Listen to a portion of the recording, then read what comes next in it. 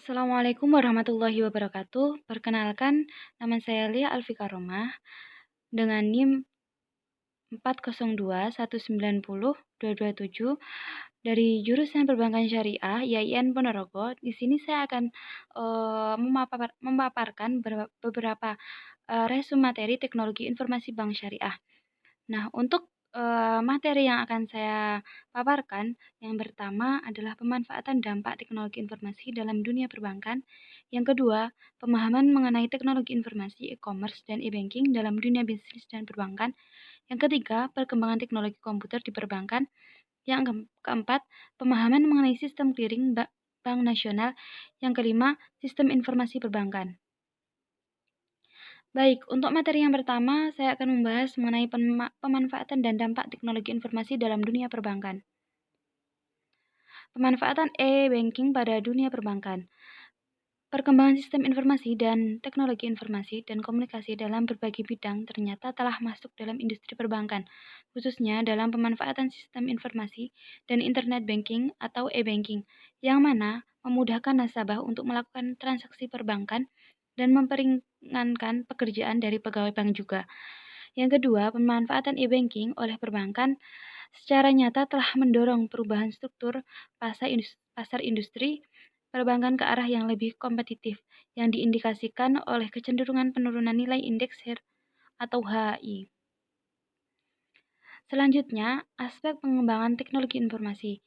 Perkembangan teknologi dalam dunia bisnis dapat dilihat dari aspek TIK. TIK mencakup dua aspek, yaitu teknologi informasi dan teknologi komunikasi. Untuk yang pertama, terdapat teknologi informasi dan diantaranya meliputi segala hal-hal yang berkaitan dengan proses penggunaan sebagai alat bantu, manipulasi, dan juga pengelolaan informasi. Dan yang kedua, teknologi komunikasi adalah segala sesuatu atau hal-hal yang berkaitan dengan penggunaan alat bantu untuk memproses serta mentransfer data dari perangkat yang satu ke perangkat yang lainnya.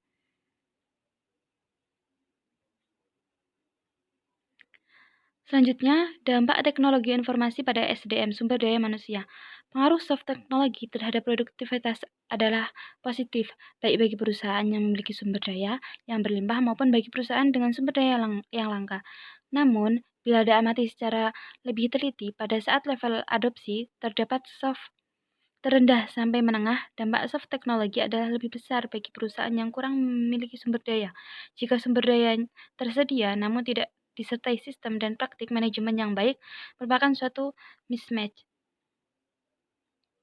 Untuk materi yang kedua, ada pemahaman mengenai teknologi informasi e-commerce dan e-banking dalam dunia bisnis dan perbankan. Apa sih e-commerce dan e-banking itu? Mari kita simak. Pengertian e-commerce dan e-banking. E-banking merupakan aplikasi perbankan yang dibangun di atas infrastruktur teknologi informasi, sehingga kegiatan perbankan dapat dilangsungkan secara digital. Electronic commerce atau e-commerce adalah proses pembelian, penjualan, atau pertukaran produk, jasa, dan informasi melalui jaringan komputer. E-commerce merupakan bagian dari bisnis, di mana cakupan e-bisnis lebih luas. Tidak hanya sekedar perniagaan, tetapi mencakup juga pengkolaborasian mitra bisnis, pelayanan nasabah, lowongan pekerjaan, dan lain-lain.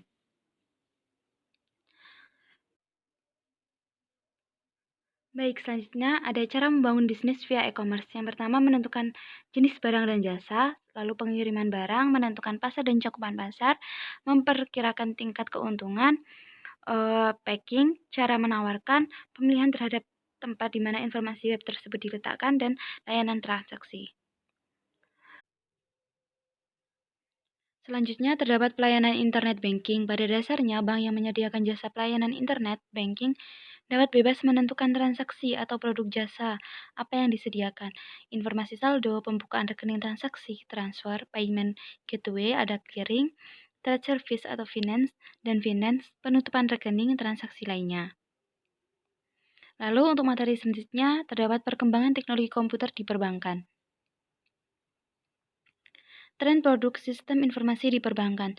Tren produk sistem informasi di perbankan, kemajuan ilmu pengetahuan dan teknologi telah menuntut bank untuk melakukan revolusi dan transformasi menuju digitalisasi bank. Karena jika bank tidak melakukan transformasi teknologi, bank tidak bisa meraih pasar potensial dan tidak mampu bersaing di era globalisasi. Contoh beberapa layanan bank yang menggunakan teknologi ATM, e-wallet, mobile banking, dan internet banking di Bank telah dibuktikan oleh DBS Bank yang berpusat di Singapura.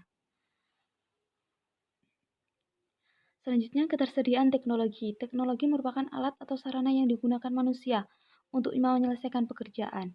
Dengan adanya teknologi, maka pekerjaan dapat diselesaikan dengan baik, secara efektif, dan efisien.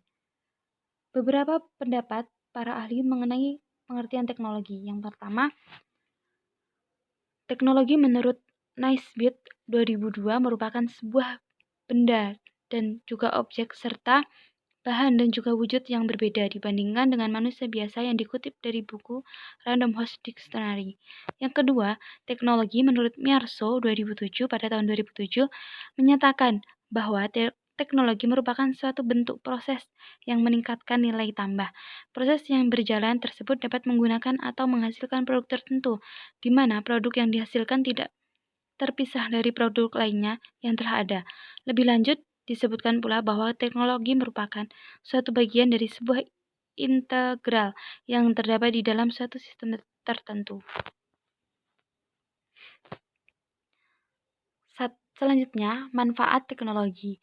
Manfaat teknologi yang pertama, pekerjaan lebih efektif. Yang kedua, memberikan peluang di bidang pekerjaan baru. Yang ketiga, mudah digunakan bagi semua kalangan. Dan yang terakhir, pekerjaan juga lebih efisien dengan menggunakan teknologi. Namun, untuk manfaat teknologi kemungkinan masih banyak lagi.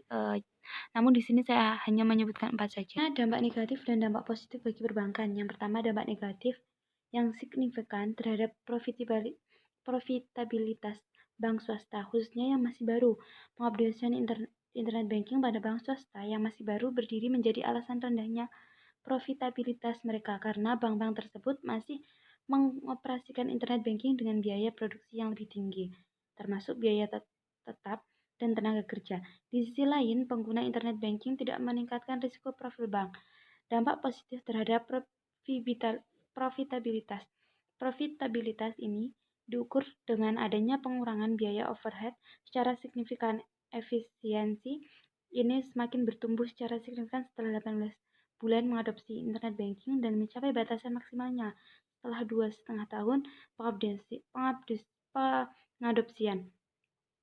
Penurunan biaya staf, IT, dan marketing menjadi salah satu indikator semakin efisiensinya bank-bank tersebut. Untuk materi selanjutnya ada pemahaman mengenai sistem clearing dan bank nasional. Apa sih itu clearing? Clearing menurut PBI nomor 7/18/P8U 2005 tanggal 22 Juli 2005 adalah pertukaran warkat atau data keuangan elektronik antar bank baik atas nama bank maupun nasabah yang hasilnya perhitungannya diselesaikan pada waktu tertentu. Kashmir pada tahun 2003 halaman 51 menjelaskan bahwa pengertian clearing adalah jasa penyelesaian hutang piutang antar bank dengan cara saling menyerahkan warkat-warkat yang akan di-clearingkan ke lembaga clearing atau BI. Penyelesaian hutang piutang yang dimaksud adalah penagihan cek atau biliet giro melalui bank, sedangkan pengertian warkat-warkat adalah surat-surat berhak seperti cek, biliet giro, dan surat piutang lainnya. Tujuan dan manfaat clearing. Yang pertama, kita akan membahas mengenai tujuan. Untuk tujuan clearing, memperlancar lalu lintas pembiayaan giral antar bank di seluruh Indonesia. Selanjutnya, melaksanakan penghitungan penyelesaian utang piutang yang lebih mudah, aman, dan efisien. Yang ketiga, menjadi salah satu bentuk pelayanan sistem pembayaran bank kepada nasabah masing-masing. Manfaat bagi Bank Indonesia, efisiensi waktu dan biaya khususnya dalam hal operasional clearing dengan ditindak fisik warkat kredit, maintenance aplikasi clearing dengan digunakan sistem yang terintegrasi di seluruh wilayah clearing, tersedianya jangkauan transfer antar bank melalui clearing yang lebih luas dengan diakomodirkan clearing antar wilayah untuk transfer kredit, memenuhi prinsip-prinsip manajemen risiko dalam penyelenggaraan clearing yang bersifat multi-teller netting sesuai dengan core principle yang dikeluarkan oleh Bank for International Settlement atau BIS. Bagi bank, efisiensi operasional bank semakin luas jangkauan layanan bank kepada bank nasabah. Lalu, manfaat bagi nasabah. Nasabah dapat melakukan aktivitas transfer lebih cepat, bahkan untuk skala nasional 2. Sistem clearing nasional akan memberikan kepastian dan kecepatan penyelesaian transaksi melalui sistem real-time yang diciptakan 3. Penyelesaian transfer kredit melalui clearing secara real-time akan meminimalisir risiko kegagalan transaksi. Proses clearing di Indonesia dilaksanakan oleh lembaga clearing, yaitu oleh Bank Indonesia, serta dalam hal-hal tertentu oleh bank-bank yang ditunjuk oleh Bank Indonesia sendiri. Biaya clearing. Proses clearing di Indonesia dilaksanakan oleh lembaga clearing, yaitu Bank Indonesia, serta dalam hal tersebut oleh bank-bank yang ditunjuk BI. Untuk biaya clearing yang pertama, clearing debit 1.000 sampai 1.500 per transaksi. Untuk clearing kredit 1.000 per transaksi. Jadi perbedaan clearing debit dan clearing kredit hanya 500. Bisa untuk clearing debit bisa 1.000 ataupun 1.500. Tapi untuk clearing kredit hanya Rp1.000 per transaksi. Untuk materi yang selanjutnya, sistem informasi perbankan.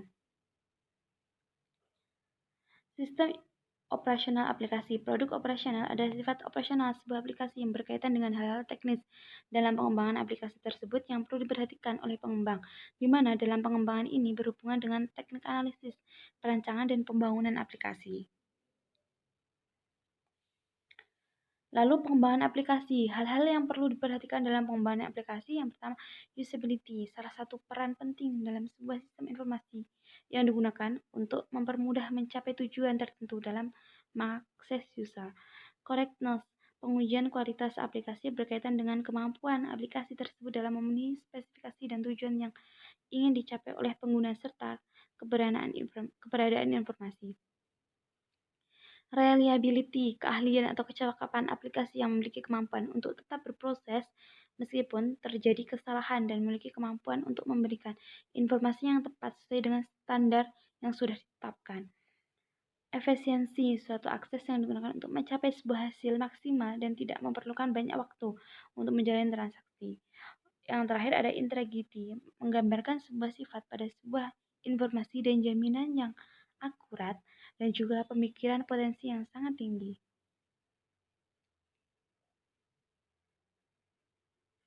Lalu ada kemampuan aplikasi dalam menjalankan perubahan. Aplikasi yang baik menurut ahli teknologi informasi Eropa harus memenuhi persyaratan yang salah satunya adalah memiliki sifat operasional aplikasi yang berkemampuan dapat menjalani perubahan atau product revision. Product revision adalah kemampuan untuk mengalami perubahan yang terdiri atas maintainability, usaha untuk menemukan perbaikan dari kesalahan atau error maupun usaha untuk melakukan perubahan. Yang kedua, testability, usaha yang diperlukan untuk menguji atau memastikan suatu aplikasi tersebut dengan kebutuhan bisnis comply dengan regulasi yang ada adalah sebagai berikut. Yang ketiga, ada flexibility, usaha yang diperlukan untuk melakukan modifikasi terutama terhadap aplikasi yang berhubungan dengan hal operasional. Dan selanjutnya, daya adaptasi software pada lingkungan baru. Semakin hari, TI, teknologi informasi percepatannya semakin cepat. Hampir setiap tahunnya, TI mengeluarkan perubahan-perubahan baru yang terjadi mulai dari operating system, sistem perbankan syariah, mulai kerjasama dengan TI menghasilkan perkembangan yang sangat pesat.